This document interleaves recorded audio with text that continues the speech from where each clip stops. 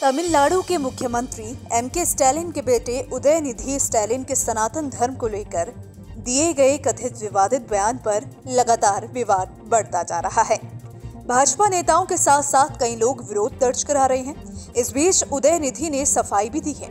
उन्होंने गुरुवार को भगवा पार्टी के नेताओं पर उनके बयानों को तोड़ मरोड़ कर पेश करने का आरोप लगाया और इस बारे में सभी मामलों का कानूनी रूप से सामना करने की कसम खाई है। उन्होंने प्रधानमंत्री नरेंद्र मोदी पर भी तीखा हमला बोला। उन्होंने कहा कि वो मणिपुर हिंसा पर सवालों का सामना करने से डरते हुए दुनिया भर में घूम रहे हैं। उन्होंने कहा कि पिछले 9 सालों से भाजपा सभी वादे खोखले हैं। तमिलनाडु के मंत्री ने कहा कि वर्तमान में भाजपा सरकार के खिलाफ पूरे देश एकजुट होकर सवाल उठा रहा है कि उन्होंने हमारे कल्याण के लिए क्या किया है। उदयनिधि ने कहा कि मोदी एंड कंपनी ध्यान भटकाने के लिए सनातन चाल का इस्तेमाल कर रही है। भाजपा नेताओं ने TNPWAA सम्मेलन में मेरे भाषण को नरसंहार भड़काने वाला बता दिया। वो इसे अपनी सुरक्षा के लिए एक हथियार मानते हैं। मंत्री ने कहा कि आश्चर्य की बात यह है कि केंद्रीय मंत्री अमित शाह और भाजपा शासित राज्यों के मुख्यमंत्री फर्जी समाचार के आधार पर मेरे खिलाफ कार्रवाई करने की मांग कर रहे थे। उन्होंने कहा कि पता है कि मेरे खिलाफ गलत अफवाहें फैलाने के लिए मुझे ही उनके खिलाफ आपराधिक मामले दायर करने चाहिए, लेकिन मैं ये भी जानता हूँ कि ये उनके सत्ता में बचे रहने का तरीका है। वो नहीं जानते और किस तरीके से इसे बचाया जा सकता है, इसलिए मैंने ऐसा नहीं करने का फैसला किया।